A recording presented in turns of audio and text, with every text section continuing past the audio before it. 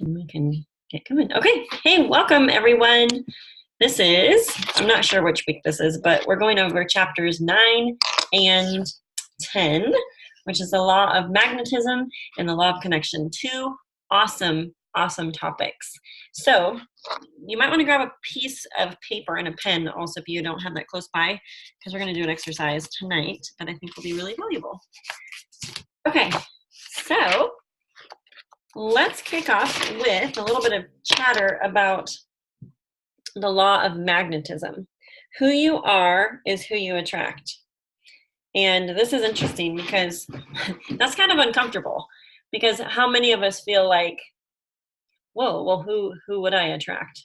I think it's easy, a lot of times it's easy to wonder that, especially if you don't have a very big team yet, or the team you have so far is wholesale people, is, what kind of leaders am I going to attract? So, but the beautiful thing is we can influence I guess it would be, we can influence our leadership by learning to be better, learning to be better leaders. And when we become better leaders, we're going to attract different people, right? We're going to attract like attracts like. So the pages might not be the same because I have an older version of this. How many of you did the book study last year by Brene Brown, Dare to Lead? There was a quote out of that book that I love, which is, who you are is how you lead. And that's so true. Like, it's kind of like with our kids. I feel like who they are is a reflection of us, right? And so I feel like the more we understand leadership, the better we can get at it, the more our attraction, right? The magnetism thing is going to be working in our favor, because we will be attracting people like us. I mean, what does he say? I don't remember which page that was, but basically, like, if you're a level 7 leader, which I don't think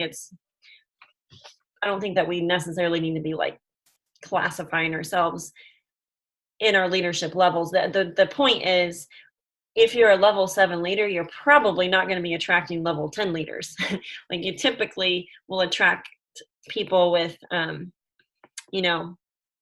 leadership skill sets that are a little bit lower than in the number that we are, So it says the leaders you attract will be similar in style and ability to you, which is interesting because I feel like each person's team has like a vibe, has a culture, is a reflection, honestly, of them as people. So when you see teams that are full of drama and lots of things like that, typically their leaders are like that. And so, the opposite is true.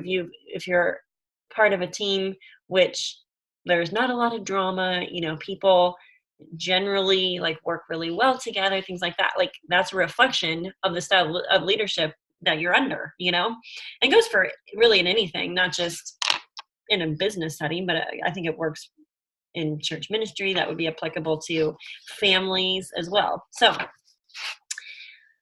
let's see. I really liked where he talked about attitude. Positive and negative people rarely being attracted to one another. I mean, it's kind of like that birds of a feather thing. Negative people tend to attract negative people, and positive people tend to attract positive people. And he said attitude is one of the most contagious qualities a human being possesses, which I agree. And then he talked about energy, which I thought was interesting.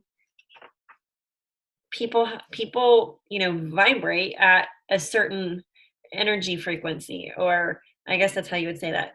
High energy person versus a low energy person. Maybe someone that's like always expending energy, right? Little Energizer bunny, versus someone's always trying to conserve energy and they're thinking through. I mean, my sister and I had a conversation about my nephew, who he was like, "Oh, Mom, I'm so glad you had lunch with me today, and you're bringing my lunchbox with you." And my sister was like, "Well, why exactly?" He's like, "Well, because I don't have to go and get my lunchbox and run over there and get it." Like, it saved him steps, like at the end of the day, to not have to go and fetch his lunchbox from his locker or wherever. But he's like classic energy saver. He's like just like his dad, and almost like extreme introvert. So it's just interesting, even as a 5-year-old kid, like he's an energy saver. He's an energy conserver. So, and then I thought this was interesting. The high energy person thinks that the low energy one is lazy, and the low energy person thinks the high energy one is insane. And we read this book before, and so Justin has my mom written down there and my brother-in-law, which I think is hilarious because that would be a very stereotypical description of my mom versus my brother-in-law. One is an energy expender, and one of them is an energy saver. And then I liked this. I underlined that section that said people are attracted to talent and excellence, especially in their area of giftedness. Did you guys fill out that 2020 sheet? It was a homework assignment from a couple weeks ago. It came from Jessica Huffley. Yeah, writing down your top 20 positive qualities, and then there's 20 things to say that's good about having money or having wealth or whatever. Anyways, the top 20 qualities list I think is super important, that we can identify some strengths in ourselves. That's not being prideful. That's not being that's not a negative thing to be able to list off 20 good qualities about yourself, because I feel like what that does is it helps you identify, well, one, what you're good at, and you'll be, because of that awareness, it's like you can't unhear that, or you can't, once you write that down, you can't like unsee that, because those are qualities that you're thinking about, like what good character qualities do I have, right? Because then they can be used even in a bigger way, right? You can maximize your potential there because you're funneling into something that you're already strong in, right? And so I know studies show that you're so much more effective when you really play into your strengths than when you like focus majorly on your weaknesses, right? And I know in other John Maxwell books, he talks about play into your strengths and outsource the weaknesses. Like if you're not an overly techie person and that doesn't bring you joy and you love to do that, find someone that's wonderful at that and outsource it, right? We don't have to be good at all the things, or we don't have to be talented in all the areas, or have every single character quality built in us, right? Because we're all works in progress. But if we channel more, working more along our strength zone, and then pursuing that, we're going to be more effective than if we're constantly, focused on our weaknesses and maybe, beating ourselves up about the fact that we're not, that we have those weaknesses, right? So, and that's the beautiful thing about team also, is because you'll find that as you build a team, you'll have teammates that come on board that are talented in areas where you're not. And that's a beautiful thing, because you don't have to be good at all the things. They can be wonderful at some of those things. And it's like this beautiful blend and celebration of gifts. Okay. So the next exercise that I was going to have us do, well, the first exercise I was going to have us do is this one at the end of the chapter where it talks about effective leaders are always on the lookout for good people. And so he says, I think each of us carry around a mental list of the kinds of people we would like to have in our organization or department. Do you know what kind of people that you're looking for? What qualities would they possess? Are you looking for leaders? Do you care about their age? Stop right now and take a moment to make a list of the qualities of the people that you would like, or the list of the qualities that the people have that you'd like on your team. And so that's something I was going to stop and do right now. Just take a little blank sheet of paper and write down your list really quick. Just take like 3 minutes. If you already have that written down like me, find it really quick and then we can share it.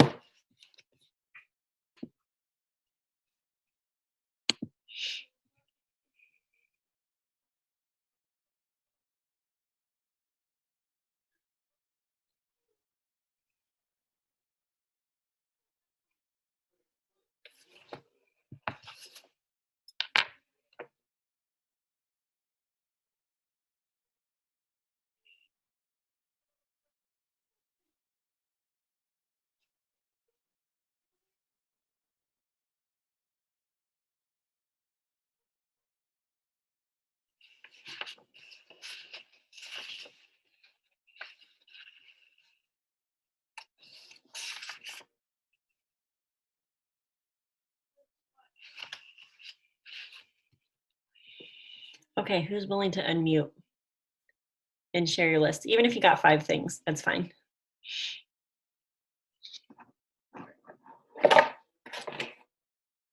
Can you hear me? Yeah. Okay. Energetic, willingness to learn. Because to me, that's, even if somebody doesn't have a skill set, if they show they're willing to learn, that's always a big plus for me. Positive, their kindness, somewhat of a self-starter. And then any skill set which would cover a weakness of mine. What would that be? A weakness? Yeah, or someone that you'd like to have on your team that would maybe fill in a gap that you feel like you have. I feel like mine is influence. Okay. I know that kind of sounds strange, but I did the Strength Finder, your Strength Finders, and the influence was one that I was lower in. Okay, interesting. It's so interesting to learn about ourselves, isn't it? Yeah, it's kind of scary. Well, it takes vulnerability, doesn't it? It's like, I don't remember if it was in this chapter or the next one, where he talks about, let me see if I can find it.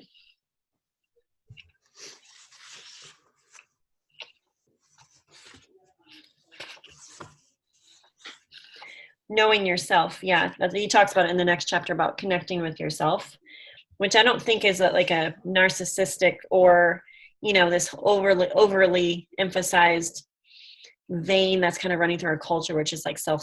I'm not talking like that's healthy, but what I do feel like is healthy is self-awareness. So we know maybe some of our weaknesses that we need to work on, or and especially like knowing our strengths. That doesn't mean that we're prideful. It just means that we have a level of awareness and reality about ourselves, and that helps. That kind of clarity helps us to be better leaders, and it helps us to help other people have clarity and be better leaders, because it's this honesty and this openness and the vulnerability piece that helps us be healthier people, I think, because we have an awareness.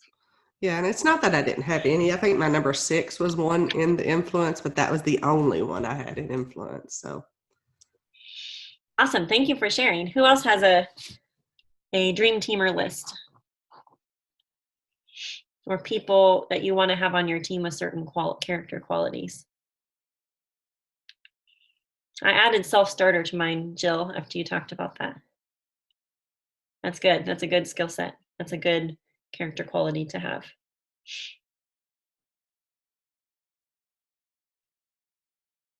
I can share mine.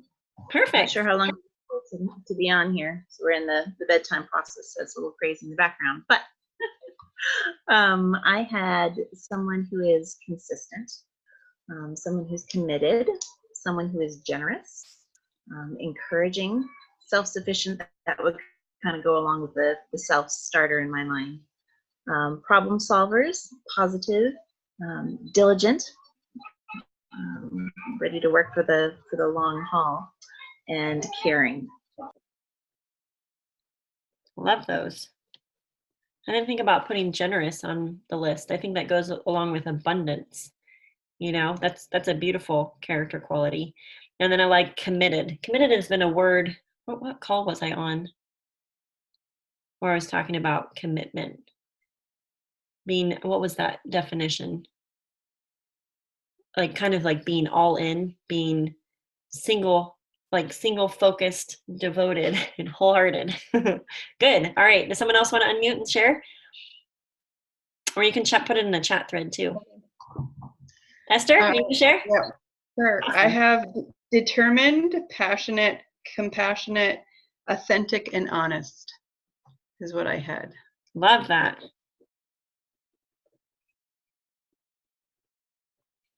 So these are good prayer points also if you're a praying person. I really believe that my team has been built off of prayer, and I truly believe in praying in specifics. So if you know exactly what you're looking for, then you can pray those people onto your team, or pray them into your life so you can share plexus and they can be on your team. I liked that passionate, compassionate. It's like kind of a two-edged sword there, but both are important. And I think this is the other thing, is what we focus on expands. And so if we're focused on, this is my list of a dream teamer, I think that because of that awareness, and you've actually had the clarity to speak that out, to write it down, you're going to be more on the awareness and on the lookout, because you've identified who you're looking for, right? And this is something I wrote down when I was reading through this chapter is, we're developing the team. So sometimes we have to take a step back and kind of see the forest. Sometimes we don't see the forest for the trees because we're like so, in it. But if you step back and think, okay, who in my life, like just periodically asking yourself the question, who in my life do I want as part of my team?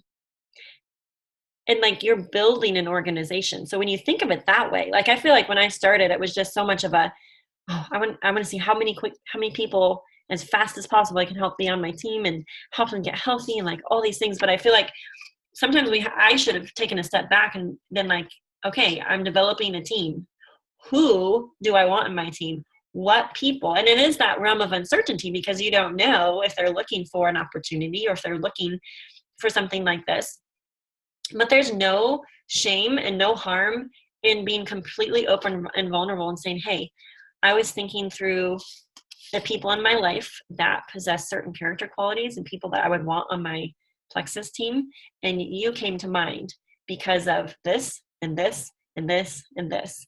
And so I wanted to ask you if you'd like to be part of my team. If I would have had that kind of clarity, I believe that I would have built a team quicker and also maybe even gotten more of the people on my team, in a faster way for the business. That's the other thing is, I feel like a lot of people started as wholesale ambassadors because they wanted to try the products, and they were like me. I mean, I feel like my team is built of people like me who just started for products, right? How many of us did just start for products, not necessarily the business, right? So I think sometimes we have to come out of that mindset and say, okay, there are people that will start because I asked them, or because I said, hey, you're someone that's come to mind. I've been praying. Abby Kappa is a perfect example of this. And she says, tell them, or pray through it, for one. And for two, then once God brings people to your mind, you can completely defer it back to the Lord and say, okay, for whatever reason, I was praying today or this week about, just like the Lord would direct me to people that would be a great fit for my Plexus team. And you keep coming to mind. So this is kind of random, and maybe it's for you, maybe it's not, but I just wanted to message you and see if you'd like to be on my team. But I think that kind of clarity is really healthy. Okay, so I will read you my list. So I made this list at the beginning of this past year. The beginning of this year. Dream teamer attributes. I had to do this for a accountability call that I was on. Number 1, emotionally mature, not dramatic. Number 2, self-starter / problem solver. Number 3, asks curious questions. Number 4, influential. These aren't in any particular order. I just listed out 10. Number 5, great network. So even be thinking through the people in your life who have a great network, right? They're people. They've connected with a lot of people throughout their life. Number 6, great work ethic. Number 7, integrity and honesty. Number 8, confidence and self-awareness. Number 9, people person. Number 10, joyful, magnetic, and creative. I bet you guys brought up some other really good attributes as well. So we can make a list 10 miles long, right? It's like your list that you made before you got married of like the perfect husband. Anyone else make that list? It's always funny. It's always interesting to see how God answers your prayer. Okay. Who else wants to share maybe a highlight from this chapter? Does anyone want to pop on and just share a quote from the chapter or something that resonated with you?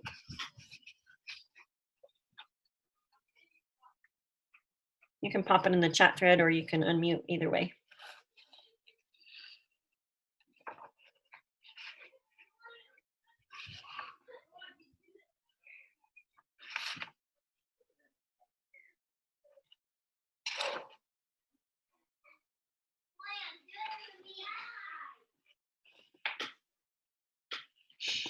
this is another interesting thing in the take action section where you're writing out, your dream teamer. Think about their ages. Do you want 20-year-olds, 40-year-olds, 60-year-olds? I would say a percentage of the top people on one team are above 50. So they're a good, 15 years older than me? But those people, I think sometimes they think, oh, how good could I be at this? Actually, those people have a skill set, typically because they've lived life longer. They have influence because they've developed relationships throughout, decades of their life. And they, the people that I have worked with, I feel like they have good character. Like a lot of them are kind of like on the other end of raising their kids. They've had life experience. So those people are actually golden. If that age group if you're attracting that age group to your team, don't discount those people, okay? They come with a different skill set than a millennial, right? Those millennials may be able to recruit a bunch of people off Instagram, these stranger people, but I feel like this category of people 50 and above, or even 40 and above, those people typically have good retention, and they're good at the old school network marketing way. A lot of the girls on my team that are that age and above, they do a lot of in-person stuff.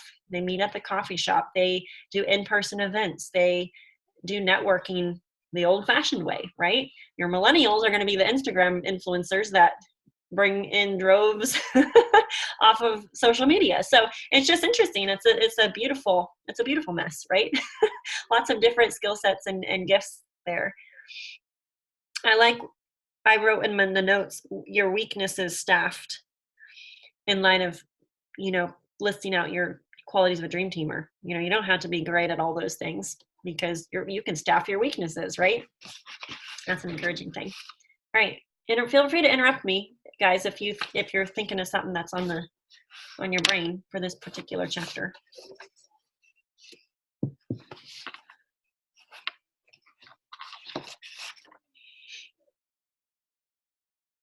So who you are is how you lead. Who we are is who we typically will attract, which I think should raise the bar for us, because we start to see, oh wow, I'm going to recruit a team of myself, right? I'm duplicating myself. And so that should keep us on the top of our game in terms of commitment, in terms of leadership, in terms of integrity and character and things like that.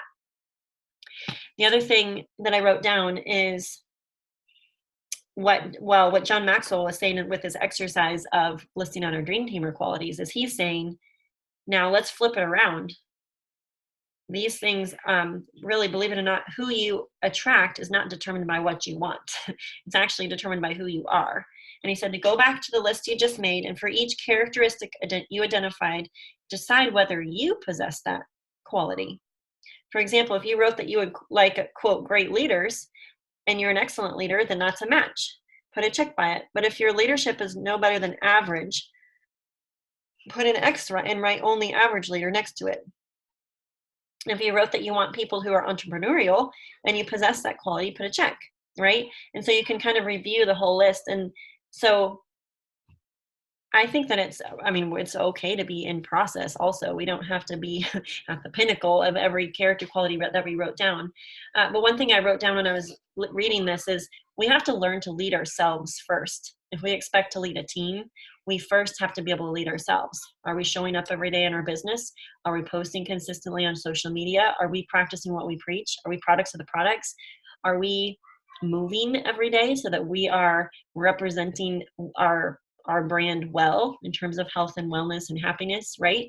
I think it's a constant awareness. Like none of us are going to be perfect at this, but the fact that we're aware of being good examples, of being good representatives, things like that, that's a mark of leading ourselves first. And because we're leading ourselves, guess what's going to happen? You're going to end up influencing other people. And I remember going back to several of my leaders, a year or two into Plexus, and I'm like, what clicked for you?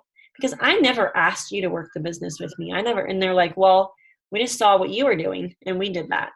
And what that taught me was, whoa, people are watching. They're watching my consistency. They're watching if I show up there. So it goes back to that speed of the leader is speed of the team. So if we want our teams to be doing things, and sometimes in light of building a team, it just legit takes time. I know Gretchen and I were talking about this, and she was saying that she wasn't someone that like plummeted up to senior Ruby super fast. I can't remember the time frame, but I'm like, really? I don't remember it taking you that long. I don't know if it was to go gold or which rank it was, but that was just eye-opening to me to think back through that process. And it is a process, and it does take time, because it took 15 months to go gold. Yeah. So just because it takes you a while to maybe hit silver or to hit gold or to hit senior gold, that doesn't mean that doesn't put a lid on your progress in your business, right? It just means we have some learning to do, right? It's a growth curve. It's a learning curve. Who has something to say?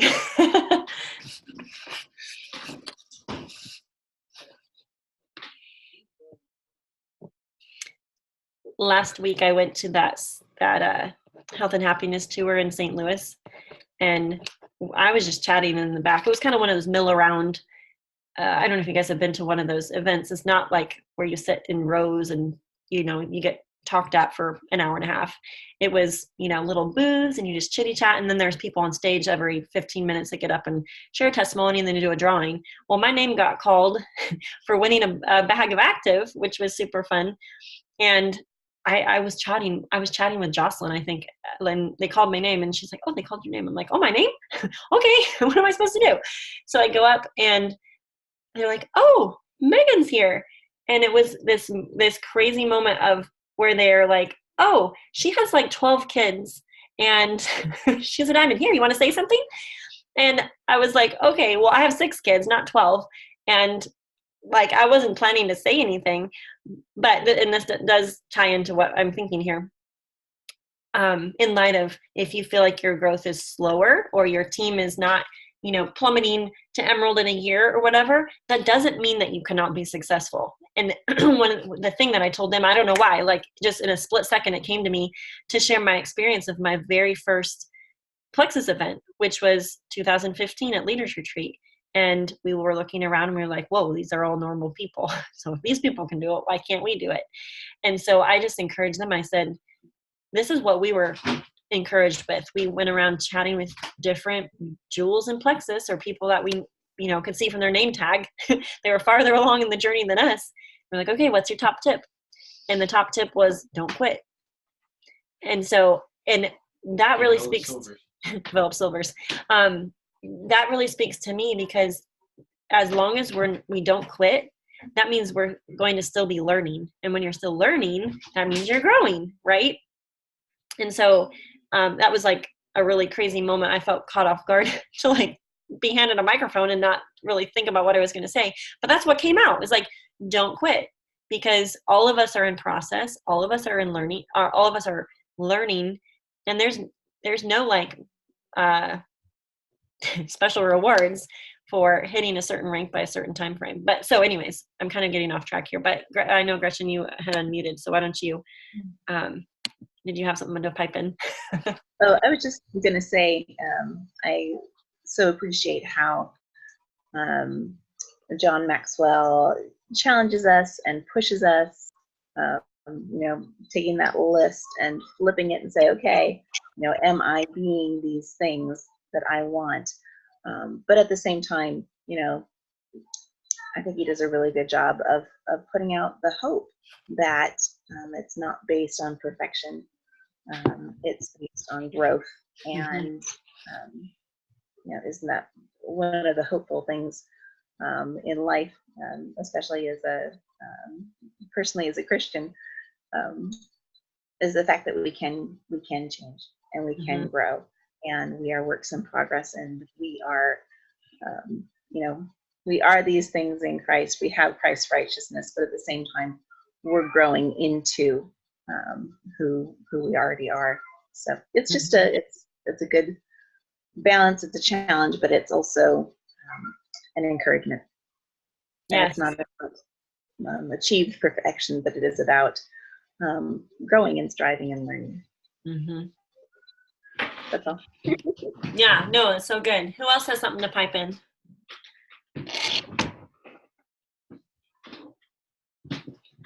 I have my library down here. I keep thinking of books, good books. Anything in the chat?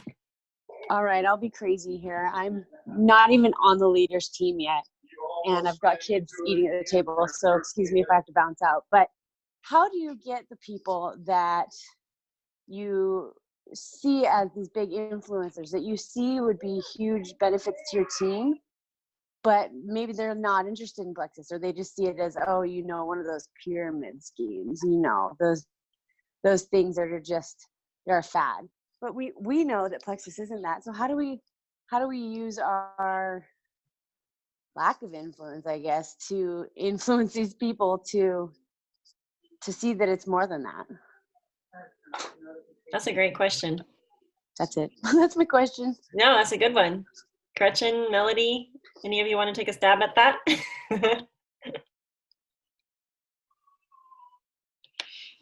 I think as far as the fad thing, that could be multifaceted. Number one, it can be our own consistency over time, seeing that we aren't just in it and, oh, it didn't work out, it didn't go fast, I'm done. Those people are not going to get people of influence because they don't stick around long enough. There's some track record that can happen over time. And educating people about what the products really are. When you start understanding the nutrition, the science, you can see this is filling long-standing nutritional needs that everybody has. They're just not getting addressed in our current culture and current climate. So those were two things that came to mind. And you will be surprised, because sometimes one of those influential people will join you and will do nothing with it. Sometimes people will surprise you. I have a leader on my team that I think has grown a lot in the area of becoming more positive, and has hugely impressed me with her ability to grow, because she's not a sunshiny person by nature, but she believes in the products, and she's been willing to grow, and she's been willing to stick with it, and she's had good success because of those things. So absolutely, go for those influential people, but don't discount people either, because you never know what people take it and surprise you and really run with it. Yeah, no, totally agree. I guess one thing that came to mind when you were asking, Rebecca, is you'll be surprised by who jumps on it right away, who has to watch you for a couple years and see your success and your continued consistency. And then the people that, at least as of yet, 5 years in, have no desire to even try the products. So I think the cool thing is, a lot of times we see people's potential even if they don't see it in themselves. And I think the key is that we ask. I have someone on my team that currently has been at the same rank as she achieved in 2015 or 16. She's been at the same rank, which there's nothing wrong with staying at the same rank, but she did tell me that she has yet to reach out to her chicken list. She's scared to ask these influential people.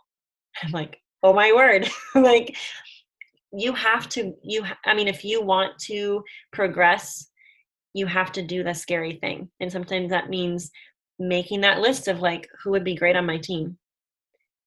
Who am I scared to reach out to? Because if they tell me no, it's going to sting. But those are really like the big fish, right? Sometimes we have not because we ask not, right? And when I was in my first year of Plexus, it took some influential people months to join my team. there was, so two of my mom's good friends are emeralds on my team currently, or they're emeralds on my team now.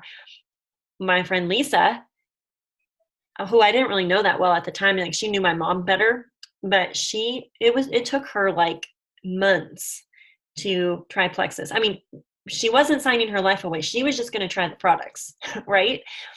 But once she started the products, like she was on board, she was on fire, she was excited. And that's one thing I'll say is this is a journey of patience, because just because you ask someone and make them aware of what you're doing, they will watch you closer. They will watch for your inconsistencies, and they will wait to see if it's the real deal and if you're going to stick with it, right? Because you're basically proving your integrity and your commitment, right, to what you're doing. And so I think that having patience is a big part of this, and also seeing people's potential. I still think there's a wholesaler on my team that was one of the very first people I reached out to because they are desperate. Like, I don't know that they're destitute, but I saw them as being like the next Brenda and Delvin Martin. They have a bunch of kids. They need this opportunity so badly. They're entrepreneurially minded. They think outside the box, but you can have all the potential in the world, but if you don't act on it and do something, that stays there, right? And so I think it's just interesting. People will surprise you. And Rebecca, you're kind of in that phase of, initial, like, get the airplane off the ground, like trying to figure out who's going to try the products, who's going to try the business, who's going to stick on the products long enough to see results, and then they start to share. And so you're kind of in that building momentum phase, and there's a lot of uncertainty there. I mean, even 5 years in, I had my assistant print off my Facebook friends list. I'm going to go through that and mark people that I've either forgotten to follow up with, influential people that I'm going to swing back around to, or people that I feel like would benefit from the products. I'm going to do another blitz. It's time to get some new people rolling, right? But there is some fear factor there, because we don't know unless they come to us, right, what they need. But I will tell you guys, and this is something that Jessica Heffley shared with me, that she would be, and I would only be half as successful, if I had waited for everyone to come to me. So there is value in initiating the conversation with people, because you may be opening up a conversation that they've already been thinking about starting with you anyways. You're just being Johnny on the spot and starting it first. So does anyone else want to chime in anything? I think Melody said something in the comments. Consistency in posting. Oh yeah, when you're passionate, people are attracted to that. Speaking of the law of attraction, you don't have to know hardly anything except that you're excited to start products that have helped your friend, and you're hopeful that they'll help you in the same way. That's what is attractive to people. And I would say having a high energy will translate into everything. Your posts, your reach outs, your messages, your in-person stuff. That kind of trumps everything. Don't you guys think? I think when you're chatting with someone, telling them that this may or may not be a fit for them is a key phrase too, or something along those lines, because we want them to feel like this is their decision. For me, sharing the quote, success we've had attracts others. There are many people looking for an opportunity like Plexus, and we have to showcase what an opportunity it is in our posting and talking. Yeah. And even if you haven't achieved the level of success that is like your pinnacle, like you feel like, oh my word, if I could get to Ruby, then people respect what I do. You can't really like wait for that moment, because once you get to Ruby, then you'll be like, oh, I need to be senior Ruby, or I need to be Emerald before people will take me seriously, right? And so the beautiful thing is you can share other people's stories. There's so many, is it called Stories of Hope? Or I can't remember the title of them. I posted a couple on Saturday on the team page, just showcasing people's stories, right? Same with Diamond Documentaries. It runs the gamut of demographics of people that have been successful. And made it to the top. Well, I really appreciate that, guys. I mean, yes, I'm totally at the beginning, but I waited over 2 years to even try Plexus, not because I didn't want to, but because of the situation I was in. And so by the time I got to the place where I was able to do it, I was in. I already knew it was a business. I already knew that in order to even be able to afford the product, I had to make a business of it. whether that be sit at silver. And, if you're going to go silver, why not go diamond? I mean, that's just how it goes. And, I was told by the person who said I couldn't do it, that it was a waste of time. It was a waste of money. It wasn't real. And that I couldn't make money, or that I couldn't do it. And so now, of course, I have to prove that person wrong. So to the top I go. And I would just, I think everybody needs the products. We know that. But I haven't just looked for people who need the products, because that's everybody. But I've looked for people who I think would be good at the business, or who need the business. And, there's a lot more people who need the business than are good at the business. And so I guess I'm just, I've hit up a lot of people that need the business, and some have joined and some have not. Some are still watching. But I need some more people who are good at the business now to help me grow my business, because already I think I just went super silver, which, isn't gold. Yay! I'm sure. That's awesome. But I'm already got those people who I'm like, oh, you're not, commission qualified. Can I help you with that? And they're like, no. I'm like, okay, well, I'll check back in a couple weeks. Mm-hmm. But, and that's fine. I'm not too worried. I know people fall on and come on and off, and that's fine. But I want those people who are committed and that do see it as a business, and they do see that they needed the health benefits and that whole package where you're in it to win it, because those are the people that really grow things. So prayer, lots of prayer, Mm-hmm. And even the fact that you're talking about it, I think sometimes speaking out what you want to see, you'll see more of, right? And so in this business takes a lot of faith. You see the potential. You can see even your own success before you even maybe have the right people on your team to help you achieve that.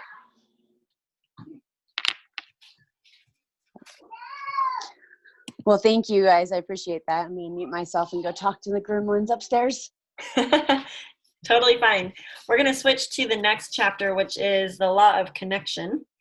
And this is another John Maxwell book that I started last January. If you haven't read it, it's called Everyone Communicates, Few Connect. And speaking of influence, this is a really, really good book to read. If all of us can improve our influence, right? That's a beautiful thing, is we can all get better at it.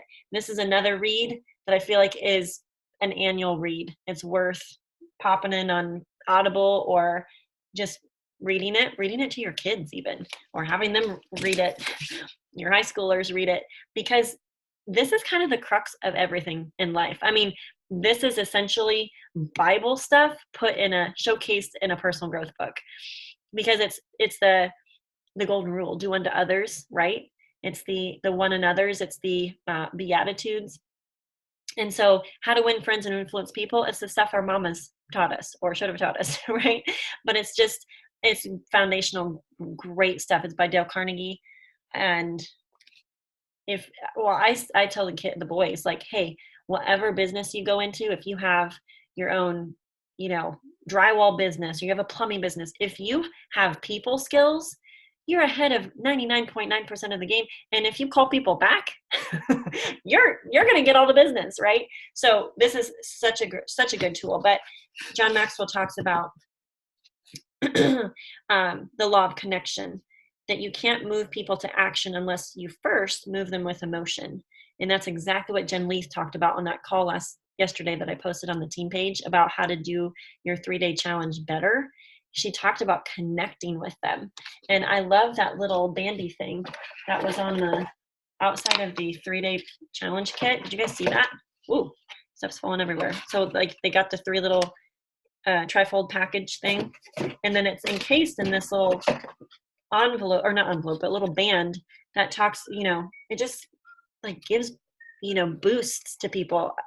Jen talked about, when she used to send out tons of samples, she would just put like, you're worth it, celebrate small victories, beauty at any size, never give up, I'm excited for you, positivity, right? And so she said, this is the type of thing that connects with people. And she's like, if you're, I don't remember, she maybe used an Enneagram number or a certain color personality. She's like, if this doesn't speak to you, well, know that it speaks to a lot of people. So we need to be saying this more because of exactly this. It forms an emotional connection, right, to us and to what we're sharing with people. Good leaders work at connecting with others all of the time. You develop credibility with people when you connect with them and show that you genuinely care about wanting to help them. Did you guys like that story about the guy in his church when he was a young pastor? Oh, Jim was his name. I thought that was such an example of clarity and honest communication, and took a lot of mature communication to basically lay it all out there and have a meeting with the guy and be like, hey, I know you're a really negative person and you like to fight battles, and if you decide to work against me, then I guess we'll have to be on opposite sides. And then the fact that he was vulnerable and said, oh, I don't want to battle with you. Like, and he kind of laid it out there, like, you're 65. You maybe have another good 10 or 20 years left in you. Like, why don't we do it together? But like the amount of clarity and vision and wisdom that John Maxwell had to have, I mean, honestly, it's love, right? I think fear keeps us and holds us back from maybe potentially confrontational conversations. But he had the clarity and wisdom to kind of take on the bull by the horns before ever was an issue, like kind of like completely dismantled the whole guy's maybe plan. I don't know. But then the fact that the guy like got up and didn't say a word and then ended up turning around and crying and saying like, I'm on your team. I don't know. I thought that was really powerful. How do you guys connect with people in your life? It could be in your business, in your work day job. Did you guys think about maybe some ways that you're good at connecting with people? Or observing other people that are good at connecting with people? The thing I do, can you hear me? Yep. Okay.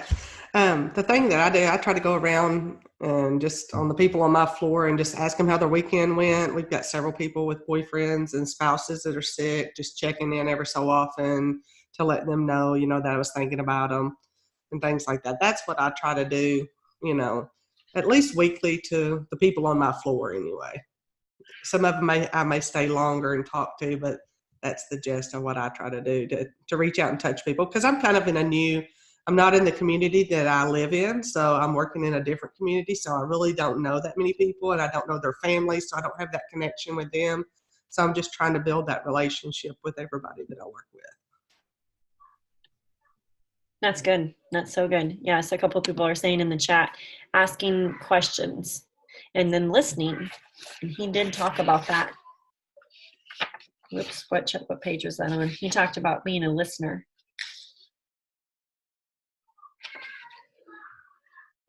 As a leader, find times to make yourself available to people, learn their names, tell them how much you appreciate them, find out how they're doing, and most importantly, listen. Leaders who relate to their people and really connect with them are leaders that people will follow to the ends of the earth. I thought that was really good. And I think when we're asking questions to them, it's taking the focus off of ourselves, which all of us typically like to talk about ourselves, but it's kind of putting the ball in other people's court and learning about them. And a lot of people, and Dale Carnegie talks about this, people like to talk about themselves, right? Smiling at them and complimenting them. A genuine compliment is a beautiful way to show appreciation for them. I don't know that I'm naturally this way. Like it takes, and maybe it's effort for everyone, but like, for example, at the checkout counter, okay? Maybe it's the only time you get out during the week, right? You go to the grocery store. But taking the extra energy to engage with that person that's serving you and ask them a question like, hey, it's been crazy today. Like, how's it going? Right? Sometimes that little question that you were even interested in their life or what they were doing is enough to brighten their day and put a pep in their step. And when you meet people that just give you the feels, like because they're genuine and they're sweet and they're others focused, and like you're attracted to them because you're like, they're such beautiful people. Like, I see why she's successful. Like, she cares even about the grocery checkout person. Like, they don't necessarily, I mean, do they offer? What do they offer? They're offering you a service, but in some ways it's easy to like breeze in, breeze out and just be like, hey, thanks, and be on your way. But actually taking time to engage with those types of people. Church and the grocery store. Oh yeah. You're speaking my language, Melody. But it does take effort and energy. My mom is an example of this. I mean, she's always connecting with people. We've always been so embarrassed of her. Like, we were in the elevator multiple times and she's like getting people's life stories, connecting with them. Now she's in politics. So like, it works out perfectly. It's a skill set that she's been an example to me in. I was just more of the fly on the wall, not really engaging people. But when I started Plexus, I was like, whoa, I need to learn to be a little bit more of an energy expender and be interested in people, find out people's stories. It's actually really interesting, but it is a skill set. Like, if you're maybe not naturally extroverted or not naturally going to go up and engage people, you have to work on it. Right? It takes some effort. I don't know if anyone else can resonate with that. Being authentic and real, so they feel like they can be honest with you too. Mm-hmm.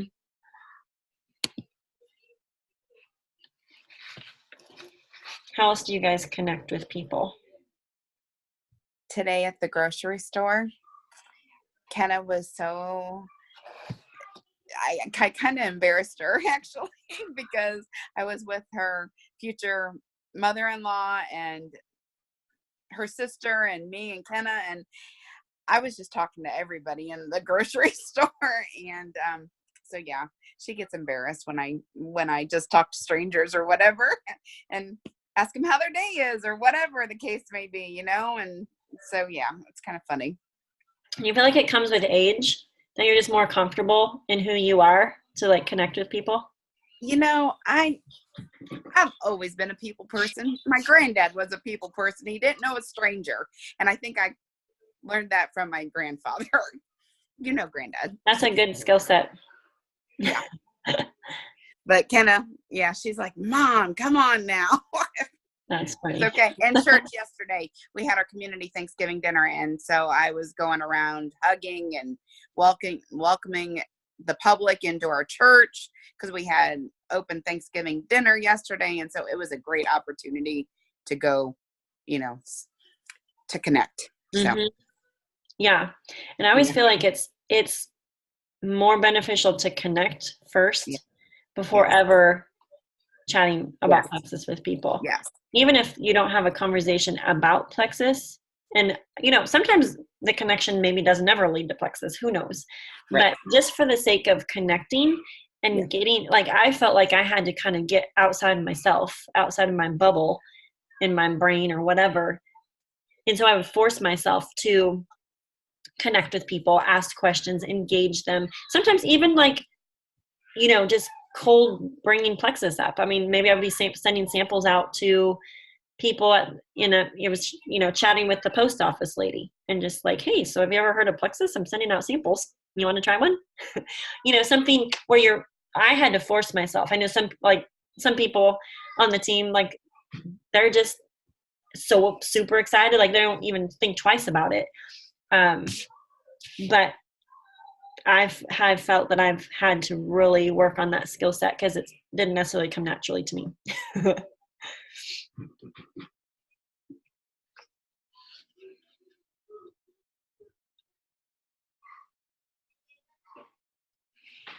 On the back of the chapter, it talks about, it's that apply section. We're talking about connecting with yourself. It says, it means knowing and liking who you are. Start by measuring your level of self-awareness. So then there's different questions. How would I describe my personality? What is my greatest character strength? What is my greatest character weakness? What is my single greatest asset, deficit? How well do I relate to others? How well do I communicate with others? And how likable am I? And it talks about having a mentor or an accountability partner, maybe your upline, sideline, your spouse, also answer these questions. Don't think that it's too self-focused to ask, because actually it'll help you be a better mom, a better wife, a better friend, a better mentor actually to someone else. If you can have a couple of, we call them like loving mirrors, if you read The Secret Code to Success, there's some people that will be honest with you and share like what they see in you. And this is something that we practice at our One Team retreats. It's been one of, I would say, probably hands down the most powerful exercises we've ever done, that I've ever participated in, is to be with in a safe, small group, and everyone's just sharing what they see in you. That's a positive quality. If you've never been in a hot seat like that, it is one of the most humbling and powerful exercises ever. And so it's a really, really good thing to do. So I'm going to say the homework for this week is to do that. Do the apply section. He says, make relationship building and connecting a priority. With people you don't know yet, that may take some time. With people you know well, still take a moment to connect relationally. It may cost you a few minutes a day, but it will pay huge dividends in the future. And it will make the workplace, and I will say the world, a better place, right? Because the more connections we have, the better, right? I think we are built for a relationship, where God created us to need that.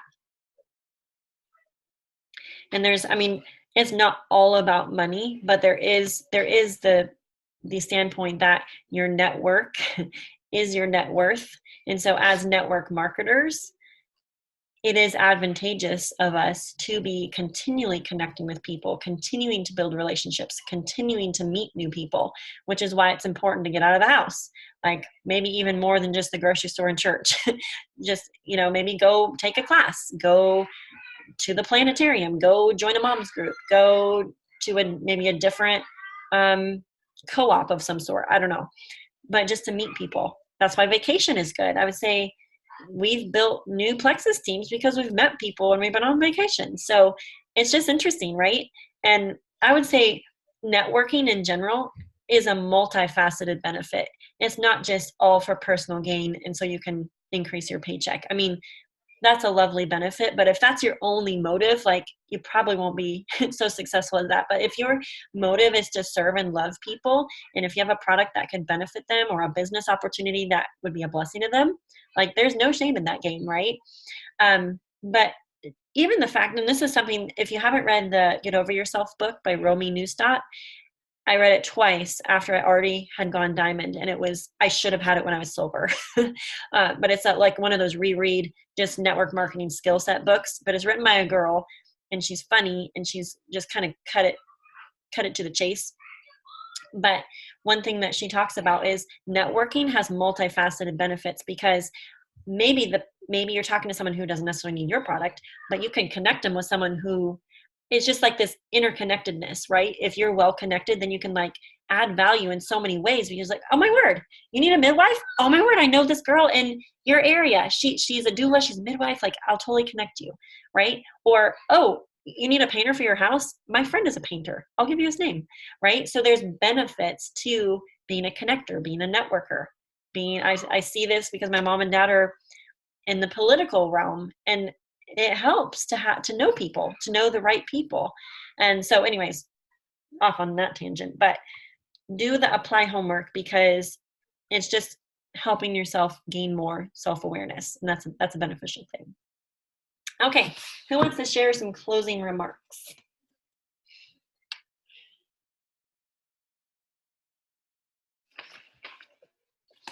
What did you love about the chapter? Kayla or Natalie or Vanessa, Ellen, who hasn't talked yet? Julian.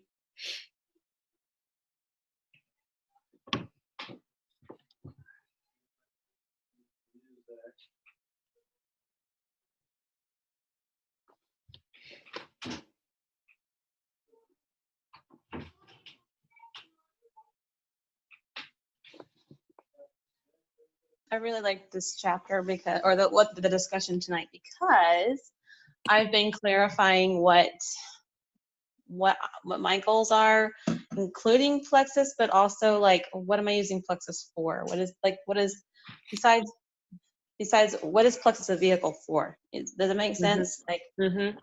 is it simply, and I've kind of come across, for me, is connecting especially young moms with empowerment and encouragement. And so I've started a couple of things that I really think I'm really excited about, are going to help my Plexus business, but also help me with leadership and networking. And one is just a simple Taco Tuesday night where I'm like, anybody who wants to come and eat tacos with me, I would love to see you. But it's an opportunity for me to reach out to new people that I meet, like even in the grocery store, or we're fairly new to our church and they had a new person event. And so like I invited the lady who was sitting next to me, just an opportunity to reach out and invite them to a chance to connect with other people. And so, and then I also have another thing I'm doing for moms that I'm really excited about, but it's been really, I'm excited about the new stuff that I'm going through, and offering opportunities for people to connect, because I think that's really super important. Something I haven't really done well, but through these, I'm hoping to get better at it. So. Yeah, what I hear you saying is adding value, just adding a lot of value. Yeah. Well, and I had to get out of the mindset that nobody ever invites me anywhere. Because it happens, and I had to realize that everybody feels that way. Almost everybody, especially when you're a young mom, you're stuck at home, and all you want is a best friend to say, hey, come over and play with me. But nobody does that anymore. And I had to kind of pick myself out of that, out of a kind of a woe is me, I don't have any friends, to be like, hey, fine, I'll be everybody's friend. Well, and it takes more initiative. It's easy to be the yes person and go over to someone else's house who's cleaned their house and made the food and done all the things, right? A lot of people are more of the takers than the givers. And so switching and, well, recognizing, I love that you recognize that, what is it, imposter, entitled syndrome perspective, and flipping the script to be like, you know what, I can initiate. I can be the one. I love that.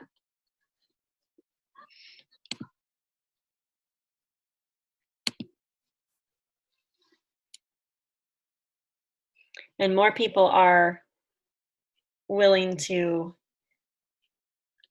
show up than lead, right? Because that's essentially what you're doing in your community with the moms or whatever. And that's something that, I had some clarity and some conversations with a couple of friends, because after I started, I had my fifth baby, and then I started Plexus, and then I had a sixth baby, and 2.5 years of Plexus, and it was pedal to the metal. It was a lot. Just working really, really hard. I was starting to homeschool more children. There was a lot of things going on, and I had a couple of friends. They're like, why don't we get together anymore? I'm like, well, I'm always game to get together, but why don't we do something? We can do something. But I was always the initiator. And Justin reminded me, he's like, friendship goes both ways. So if you are always the initiator in the relationship, is it truly a friendship? What is it? Are they just waiting for you to schedule the next play date or have the next, So it was a couple of conversations where we had a little bit of a vulnerability rumble, it was honest, clear communication, but friendship goes both ways, and I think it's reciprocal, or it should be. But you might find that in your circle that you end up leading and initiating more. But it's not a bad thing. It's a good thing, right? Someone has to. I'm proud of you for that, Kayla. I love that. Thank you for sharing that.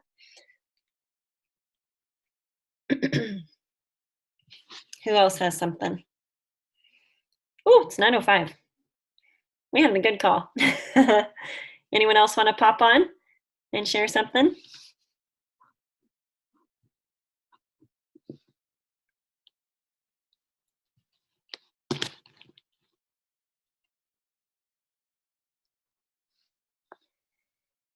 Good things. Okay. Well, it's happy Thanksgiving week. So I will let you guys go.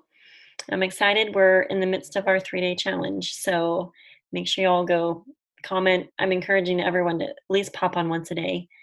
If you haven't watched Jen Leith's video, I just put it on One Team last night. I thought it was so good about how to get better at our 3-day challenges, so that we don't just expect, like, throw them in the group and expect them by osmosis to see something they like, but to like really engage them. It's like exactly what we're learning about in here, the art of connecting with them, right? Connecting them to the helpful tools and exciting with them, and sending them little like encouragement graphics and stuff. I put those all in the threads and also in the comments of that. It might have been the toolkit post. So those are good things. So, well, have a happy Thanksgiving, everyone. We'll meet back here next week. Tammy Conacher is going to be leading, and the week after that, Cassie Johnson is, and then Justin's going to take the last week before Christmas. So, Angela Gaddy, I have a friend who is starting the 3-day challenge Monday. Oh, that's exciting. So yeah, I'm funneling people into this one that I'm currently hosting, and then Tamara's hosting one next week. So keep having the conversations. I'm blitzing through my customer lists, because those are easy people to get started back on the little sample kit, right? Because they can just go in and order that, and it ships to them for free. And then I have my Blitzy list that I'm actually taking off of my stories. So if you're not currently looking at those stories to see who's viewing it, if you have people you haven't reached out to about Plexus that aren't currently on your team or a sideline team, like that is a great prospecting list to work off of. And then same with Facebook posts also. So I've kind of gotten out of the habit of like tracking, going back through my high trafficked post that gets a lot of likes or, interaction on. And those are great lists to work off of. So, okay. Seed planting time. We're pummeling towards 2020. So I'm proud of you guys for showing up and being on the call tonight. Thank you all. Have a happy Thanksgiving. Bye, guys.